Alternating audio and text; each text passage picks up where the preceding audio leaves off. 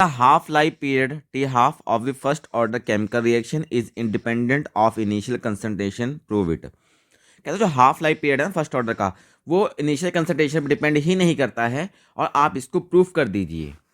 तो देखो टी क्या है अपने पास, हाफ है। टी अपने पास क्या है, टी हाफ की बात करें तो मैं टी हाफ लिख देता हूँ यहाँ पे, ठीक है ना। सिंपल बात है, मैं टी हाफ लिख दिया।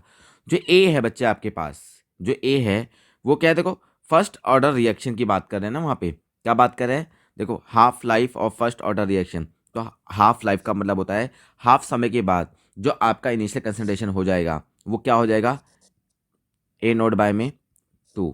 सर समझ नहीं लगा ये आपने कैसे लिखा, इसको ही बताना है। देखो आधे समय के बाद इनिशियल कंसंट्रेशन हमारे पास ए नोट होता है, आधे समय के बाद क्या हो जाएगा, ए नोट बाय 2 हो जाएगा। सब फिर समझ नहीं आया। मैं कहा इनिशियली आपके पास 10 बिस्कुट है, जब आपने आधा बिस्कुट खा लिया बचा कितना, 5। कैसे लिखा आपने, आपने लिखा सर 5। आपने कैसे कहा 10 बाय में 2 लिखा। सर इनिशियल आपके पास ए नोट था, तो हाफ समय क्या हो जाएगा, ए नोट बाय 2 हो जाएगा। आप समझ में आ गया होगा, क्योंकि यहाँ पे हाफ लाइफ की बात कर रहे हैं ना, तो इसलिए ये क्या होता है, रिमेनिंग कंसंट्रेशन होता है। क्या होता है, रिमेनिंग मतलब है आधे समय के बाद कितना बचा है। तो आधे समय के बाद कितना बचा है, कितना था टोटल, ए नोट था, आधे समय के बाद क्या बचा है, ए नोट का आधा बचा है, ए नोट बाय में 2। क्लियर। अब मैं बोलता हूँ फर्स्ट ऑर्डर रिएक्शन की बात कर रहा था, तो फर्स्ट ऑर्डर रिएक्शन क्या होता है, टी इक्वल टू 2.303 अपॉन में के लॉग ए नोट अपॉन में ए नोट होता है इनिशियल कंसंट्रेशन। स्टार्टिंग में तो हमारे पास ए नोट था, और ए क्या होता है, रिमेनिंग मतलब जितना बाद में बचा हुआ है हमारे पास। तो सर देखिए यहाँ पे अब टी हाफ निकालना, आपको क्या निकालना है, टी हाफ निकालना है।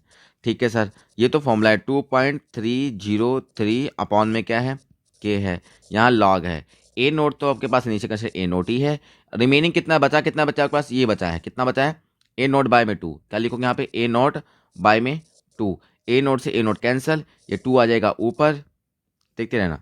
देखो यहाँ पे क्या है, टी हाफ इसको टू 2.303 अपॉन में आपके पास क्या बचे, के है, यहाँ लॉग है, और ये 2 ऊपर चला जाएगा, log 2 बन जाएगा। तो जो log 2 की वैल्यू हमें होती है वो होती है 0.301। कितनी होती है, 0.301। ठीक है ना। तो यहाँ पुट करता हूँ, T half is equal to 2.303 upon में क्या आपके पास के है, log 2 की वैल्यू क्या है 0.301। अब इसको इससे मल्टीप्लाई कर दोगे तो आपके पास कितना आता है, T half is equal to 0.693 upon में ये बचता है के। That is what T half का फॉर्मूला है।